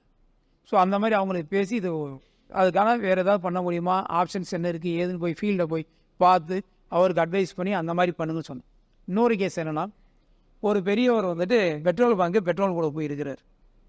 பெட்ரோல் போட போனப்போ அவர்கிட்ட இருந்தது 500 ரூபா தான், அதை கொடுத்து 50 ரூபாய்க்கு பெட்ரோல் போட்டுன்னு இருக்கிறார். பெட்ரோல் பங்காரன் போட மாட்டேன்னு சொல்லிட்டான், சில்லறலாம் இல்லை தர முடியாது. அவர் சிஎம் செல்லுக்கு போட்டார், சிஎம் செல்லுக்கு தாசில்தாருக்கு வருது. இந்த மாதிரி இந்த பெட்ரோல் பங்கில் 50 ரூபாய்க்கு பெட்ரோல் போட மாட்டேன்ட்டான், நான் ஏன்னு போய் பாருங்கள். இது எதுக்கு சொல்கிறேன்னா, நீங்கள் கேட்டீங்க அவரோட பவர் என்னன்னு சொல்லிட்டு, எனக்கு குறிப்பிட்ட பவர் கிடையாது, எந்த பஞ்சாயத்தாக இருந்தாலும் தாசில்தாருக்கு அனுப்பி விட்ருவாங்க. ஏன்னா எதாக இருந்தாலும் இவங்க போய் என்ன ஏதுன்னு பார்த்து ஃபீல்டை போய் அவர்கிட்ட போய் கேட்டால், இல்லை 500 ரூபா 50 ரூபாய்க்கு சில்லற கேட்டால், அவர் பெரியவர், நீ எப்படி ஒரு சீனியர் சிட்டிசனை சத்தம் போட போச்சுன்னு சொல்லிட்டு அவர் டவார்னு கம்ப்ளைண்ட் பண்ணார். அப்புறம் அவரை போய் பார்த்து என்னென்னு கேட்டு அதுக்கப்புறம் அவரை கொஞ்சம் சமாதானப்படுத்தி பங்கில் போய் அவரை மன்னிப்பு கேட்க வச்சு அந்த மாதிரி அதை சரி பண்ணான். அப்புறம் முக்கியமான இன்னொரு விஷயம்னா ஆர்டிஐ. ஆர்டிஐங்கிறது இப்போ ஒரு பெரிய ரோல் பண்ணிகிட்டு இருக்குது. அந்த ஆர்டிஐக்கு வந்து பார்த்தோம்னா நம்ம இன்ஃபர்மேஷன் கொடுக்கறது, அதுக்கான தாலுக்கு லெவலில் வந்துட்டு அப்பலண்ட் அத்தாரிட்டி வந்து தாசில்தார் இருப்பாங்க, அது அப்படியே போகும். ஸோ அந்த ரூலுக்கு அவங்க தாசில்தார் போவாங்க. ஸோ இதுதான் பவர், அப்படி ஸ்பெசிஃபிக்காக கிடையாது. தாசில்தாருக்கு வந்துட்டு நிறைய பவர்ஸ் உண்டு. சிம்பிளாக சொன்னால் என்ன பிரச்சனைனாலும் உடனே அதை வந்துட்டு அவங்க சரி பண்ணுறதுக்கான முயற்சி அவங்க எடுத்தாகும். நான் சொன்னேன் இல்லையா, நீங்கள் 10th மார்க் ஷீட்டை தொலைச்சிட்டீங்க, 12th மார்க் ஷீட்டை தொலைச்சிட்டீங்க, நீங்கள் தாசில்தார்கிட்ட கையெழுத்து வாங்கி ஆகணும். ஒரு குழந்தை பிறந்துட்டாங்க, அவங்கள வந்துட்டு அவங்களுடைய பெர்த் ரெஜிஸ்டர் பண்ணவே இல்லை, நீங்கள் தாசில்தார்கிட்ட போய் தான் ஆகணும். ஒருத்தர் இறந்துட்டார், அவர் இறந்து வந்துட்டு ஒரு 40 வருஷம் ஆயிடுச்சு, அவருடைய ப்ராப்பர்ட்டி ஒன்று இருக்குது, அதுக்கு வந்து லீகல் ஹேர் வேணும், தாசில்தார்கிட்ட நீங்கள் போய் தான் ஆகணும்.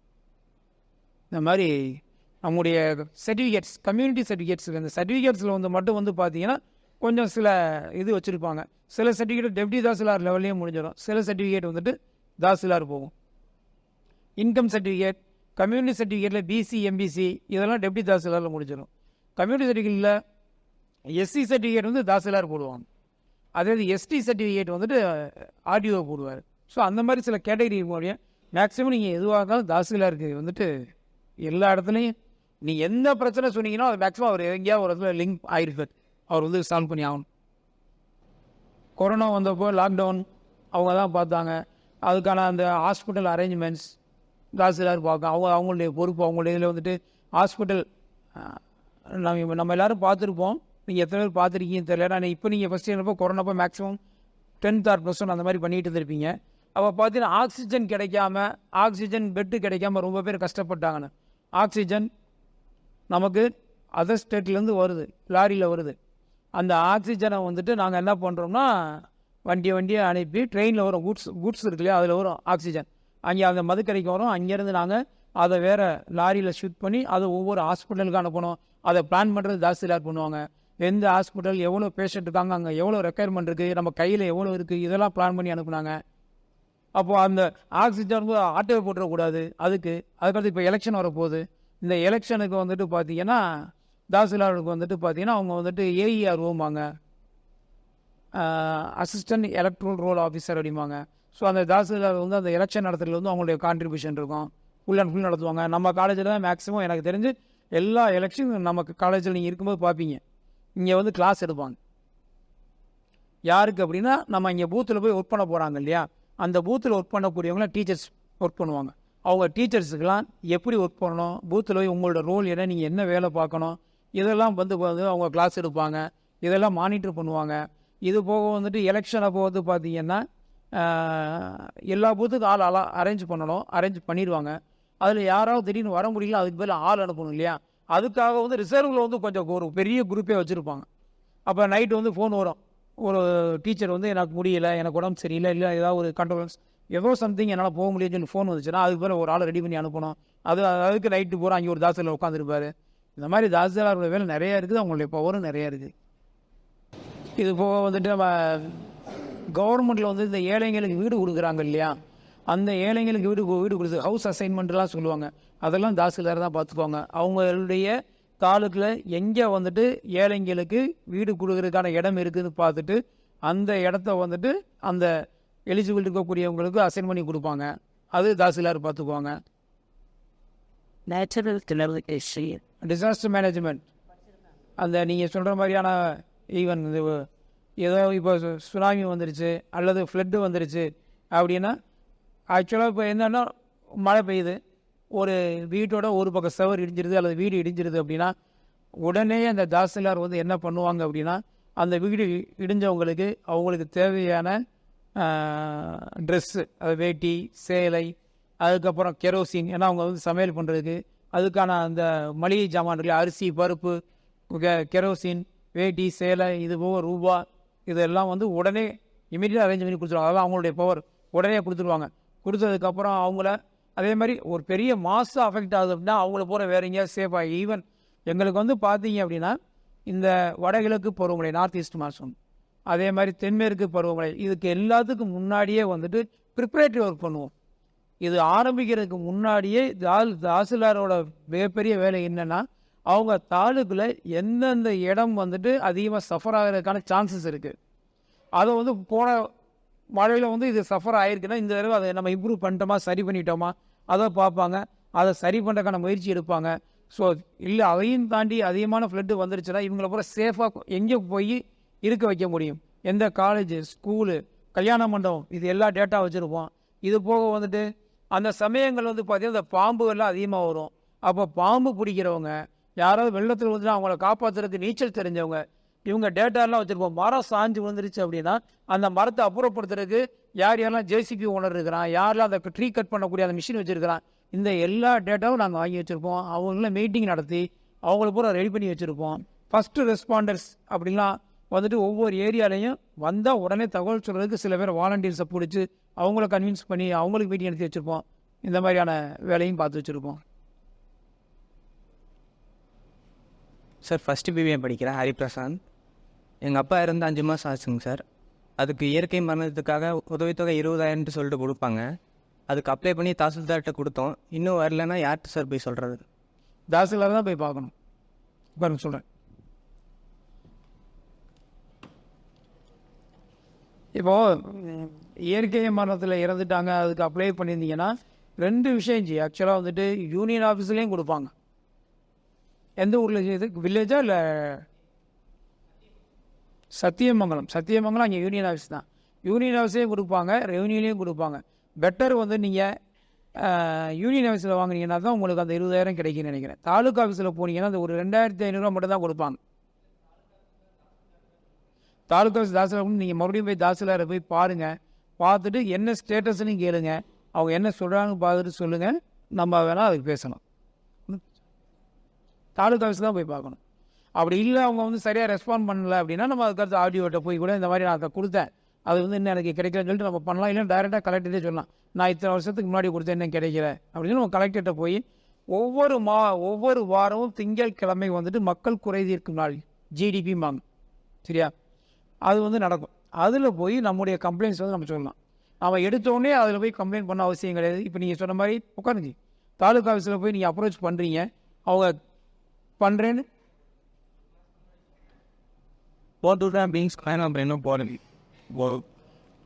அப்படி நீங்கள் போட்டு விட்றேன்னு சொல்லிட்டு போடலன்னா, ஏன்னா நீங்கள் ஏற்கனவே கொடுத்துட்டீங்க, அவங்க ரெஸ்பாண்ட் பண்ணல, மறுபடியும் போய் கேட்டதுக்கு ரெஸ்பாண்ட் பண்ணலைன்னா தாராளமாக நீங்கள் ஏதாவது ஒரு மண்டே வந்துட்டு டிஸ்ட்ரிக்ட் கலெக்டரேட்டில் நடக்கும், அங்கே கொண்டு போய் உங்களுக்கு சத்தியம்னா ஈரோடா, சத்தியமங்கலம் ஈரோடு டிஸ்ட்ரிக்ட், ஈரோடு கலெக்டரேட்டில் போயிட்டு நீங்கள் வந்து இந்த உங்களுக்கு அங்கே ஒரு ஏதாவது டோக்கன் அக்னாலஜ்மெண்ட் கொடுத்துருப்பாங்க இல்லையா, கொடுத்துருக்காங்களா?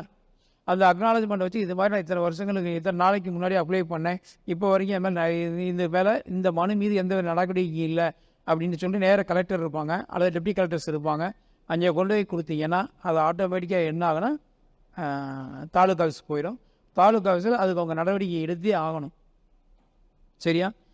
ஒன்று அப்ரூவ் பண்ணணும் அல்லது ரிஜெக்ட் பண்ணணும். அந்த ரிஜெக்ட் பண்ணக்கூடியது வந்து ஏன்னா முன்னாடியெல்லாம் ரிஜெக்ட் பண்ணிடுவாங்க, இப்போ அந்த சிஸ்டம்லாம் மாற்றிட்டாங்க. ரிஜெக்ட் பண்ணால் அந்த ரிஜெக்ட் பண்ண ரீசன் வந்துட்டு சரியான வழியில் இல்லை, ஏற்றுக்கிற மாதிரி இல்லைன்னா மறுபடியும் ரிட்டர்ன் தாசில்தார் அனுப்பிடுவோம்.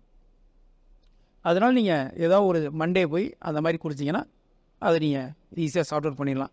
அதுலேயும் ஏதாவது ப்ராப்ளம் தான் இன்ஃபார்ம் பண்ணுங்கள், ஃப்ரெண்ட்ஸ் அங்கே இருப்பாங்க, பார்த்துட்டு என்னென்னு ஏற்பாடு பண்ணலாம். என்ன பிரச்சனைனா கவர்மெண்ட்டில் வந்துட்டு மிகப்பெரிய என்ன அப்படின்னா, அது நிறைய மக்கள் ஃபேஸ் பண்ணுறோமா, நிறைய ஒர்க் இருக்குமா, அதனால் வந்து அப்படியே வேறு ஏதாவது ஒரு வேலை வந்துச்சுன்னா அப்படியே விட்டு போயிடுவாங்க. சில பேர் வந்து பார்த்துக்கலாம் அந்த மாதிரியான நான் ஒருத்தர் ப்ரைவேட்டில் வேலை பார்க்கக்கூடிய ஒரு நபரை நீங்கள் கொண்டாந்து கவர்மெண்ட் வேலையில் போட்டிங்கன்னா அது என்ன மாயம்னு எனக்கு தெரியல, உடனே வந்து அவருக்கு ஒரு லத்தாஜிக்கு ஆகிடுவார். எதுக்கு அப்படின்னா நீங்கள் ப்ரைவேட்டில் வேலை பார்க்குறீங்க அப்படின்னா நீங்கள் ஒழுங்காக வேலை பார்க்கலாம் வீட்டுக்கு வரட்டி விட்ருவாங்க. கவர்மெண்ட்டில் வேலை பார்த்தீங்கன்னா நீங்கள் ஒழுங்காக வேலை பார்க்கணும், உங்களுக்கு என்கொயரி அது போக நீங்கள் எதாவது அட்ஜஸ்ட் பண்ணிக்கிறீங்க, சங்கம் இருக்குது அது இருக்குது பார்த்துக்குறோம். அதனாலே என்னமோ தெரியல, பட்டு ஒரு டெஃபினட்டாக சால்வ் பண்ணிடுவாங்க, நீங்கள் அது மட்டும் பாட்டு. அப்போது அன்னைக்கு அந்த செஷனில் என்ன சொன்னாங்கன்னா, ரெவன்யூ டிபார்ட்மெண்ட் கீழே வந்து தமிழ்நாடு வேர் ஹவுஸ் அது இருக்குது அப்படின்னு. இப்போ நான் என்னால் யூபிஎஸ்சி எக்ஸாம் எழுத முடியுமா, குரூப் 1 குரூப் 2 அப்படி எழுதுனா எனக்கு தமிழ்நாடு வேர் ஹவுஸில் கவர்மெண்ட் ஒர்க் கன்சியூம் கிடைக்குமா? நீங்கள் ஆதார் வச்சுருக்கீங்களா? இல்லை. Sri Lankan citizen? Yes, ma'am. Then they are right in PS. Indian citizens and Nepal. அப்படி தமிழ்நாடு வேர் ஹவுஸில் எடுக்கணும்னா ஃப்ரெண்ட்ஸுக்கு எந்த குரூப் செய்யணும் வேர் ஹவுஸில்? இது எப்படி சொன்னாலும் எல்லா டிபார்ட்மெண்ட்லேயும் குரூப் A குரூப் B இருக்கும். So it depends on which exam you right. So நீங்கள் குரூப் 4 எழுதினீங்கன்னா லோயர் லெவலில் நீங்கள் என்ட்ரி ஆவீங்க, குரூப் A எக்ஸாம் எழுதினீங்கன்னா ஹையர் லெவலில் என்ட்ரி ஆகும். ஸ்ரீலம் சின்டிசப்பாக்கும் நீங்கள் He's ready for friends abroad. For him, he also don't even TNPS doesn't permit. Indian citizens, the exams are open, but they can your friends want to write, they can write at any level. But the TNPSC exam higher level recruit பண்ணுவாங்க. Once in a while அவங்க lower levelலையும் எடுத்துப்பாங்க. That is group 4க்கும் recruit பண்ணுவாங்க.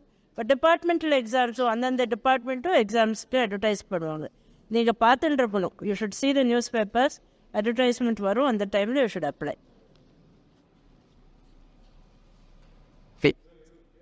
கேள்வி sir, இப்போ hydro carbon எடுக்க போகிறாங்க sir, எப்படி sir உங்களால் தானே பர்மிஷன் கேட்டிருப்பாங்க, இப்போ உங்களுக்கு முடியாமல் பர்மிஷன் கேட்டிருப்பாங்க, இல்லை உங்களுக்கு வராதான்?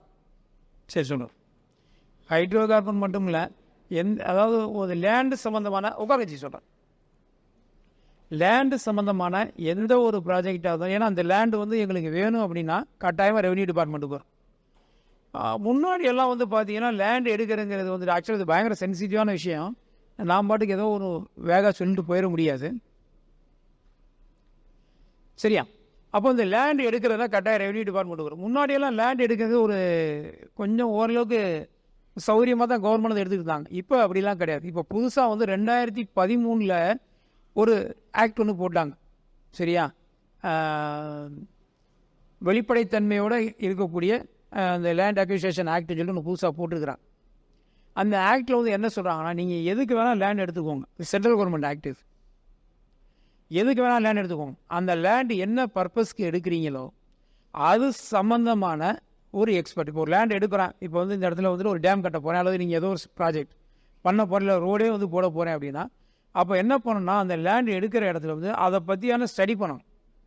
அதுக்கு வந்துட்டு அந்த விஷயத்தை பண்ணக்கூடிய எக்ஸ்பர்ட்ஸ் இருப்பாங்க இல்லையா, அது வந்து ஒரு ஏஜென்சியில் விட்டு அதுக்கு வந்து ஒரு ஸ்டடி பண்ணி அவங்க என்ன பண்ணணும், இந்த ப்ராஜெக்ட்னால என்னென்னலாம் பெனிஃபிட், இதனால் என்னென்னலாம் ட்ராபேக், இந்த ப்ராஜெக்ட் தேவையா இல்லையா, இதனால் மக்களுக்கு என்னென்ன பாதிப்பு இருக்குது, இதையெல்லாம் அவங்க அனலைஸ் பண்ணி இந்த மாதிரியான ப்ராப்ளங்கள் இருக்குது, அதுக்கு இது மாதிரியான சொல்யூஷன்கள் உண்டு, இல்லை இந்த மாதிரியான ப்ராப்ளம் இருக்குது, இது சொல்யூஷன் கிடையாது, இதனால் வந்து அவங்களுடைய வாழ்க்கை தரம் பாதிக்கும் அல்லது இதனால் வாழ்க்கை தரம் மேம்படும், இந்த மாதிரிலாம் போட்டு அது சில கேட்டகரி வச்சுருப்பாங்க. இது இந்த கேட்டகரியில் இருக்குது, இந்த கேட்டகரியில் இருக்குது, இந்த மாதிரியான விளக்கங்கள்லாம் கொடுத்துருவாங்க.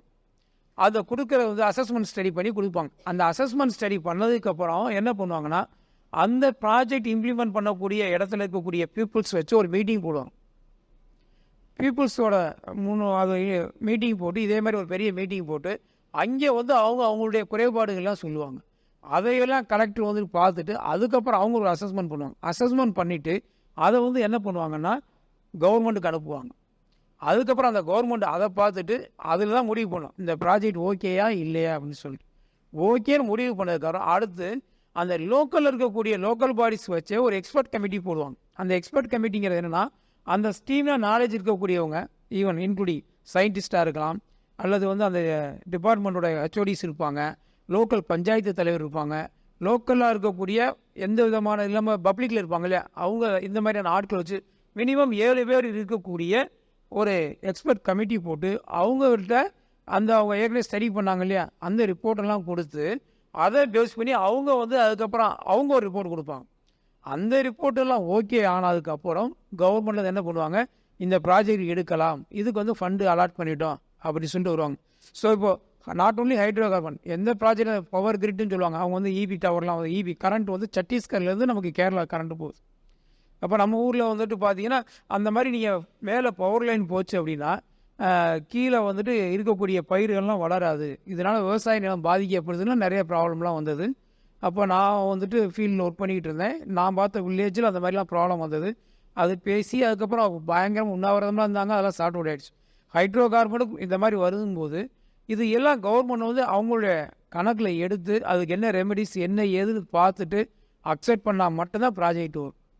ஸோ நான் வந்துட்டு ஒரு கவர்மெண்ட் ரெப்ரசன்டேட்டிவ், நான் என்னால் இதில் அதுக்கு மேலே உள்ளே போக முடியாது. ஆனால் எந்த ஒரு விஷயமா இருந்தாலும் ரூல் வந்து என்னென்னா, அதை அனலைஸ் பண்ணி அந்த ரிப்போர்ட் பேஸில் தான் அதை அக்செப்ட் பண்ணலாமல் அக்செப்ட் பண்ணக்கூடாது.